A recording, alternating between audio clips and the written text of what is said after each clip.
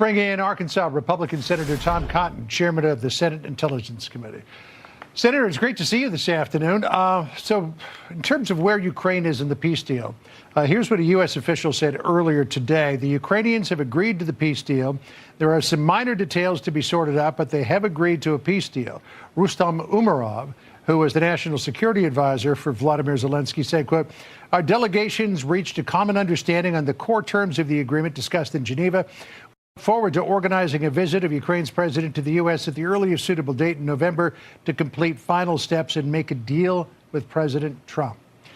I mean, it sounds encouraging. Yes, John, it is. I commend President Trump for trying to bring this war to a close while preserving Ukrainian sovereignty and independence and not rewarding Russian aggression. I know President Zelensky has been working with President Trump in that direction now for many months. Obviously, Vladimir Putin has been the obstacle here.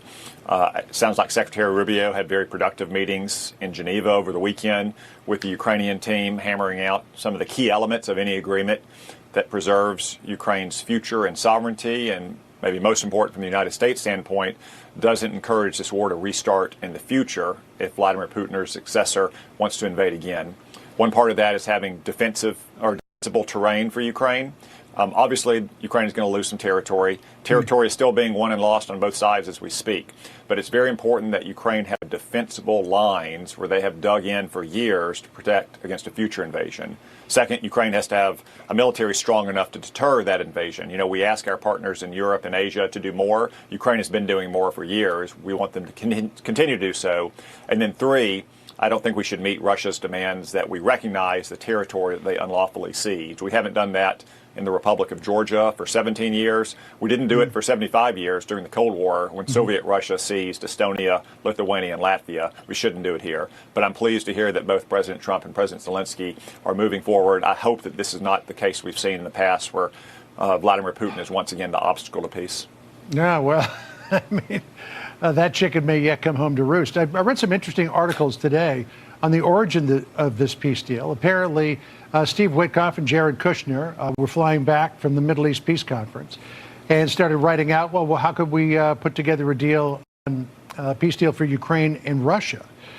They got some input from the guy who runs the Russian Sovereign Fund, Kirill Dmitriev. And it appeared that the initial part of the plan was very heavily weighted toward the Republican side, something that Caroline Leavitt disputed. Listen to what she said earlier this week. The idea that the United States of America is not engaging with both sides equally in this war to bring it to an end is a complete and total fallacy. But at the same time, it called for Russia to have parts of the Donbass that it doesn't even occupy now, limiting the size, as you alluded to, of Ukraine's military and giving up forever aspirations to join NATO.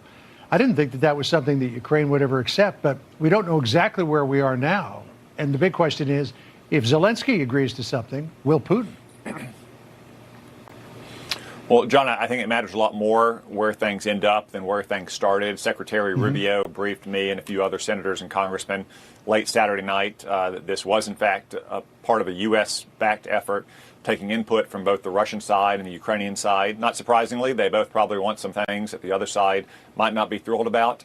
But what matters in the end is where we end up. And like I said, what's most critical, I believe, for future stability is that Ukraine have defensible territorial lines. Terrain and geography really matters. There's a military that can deter Russia in the future, and that we never reward Russian aggression by recognizing the territory they've unlawfully seized in Ukraine.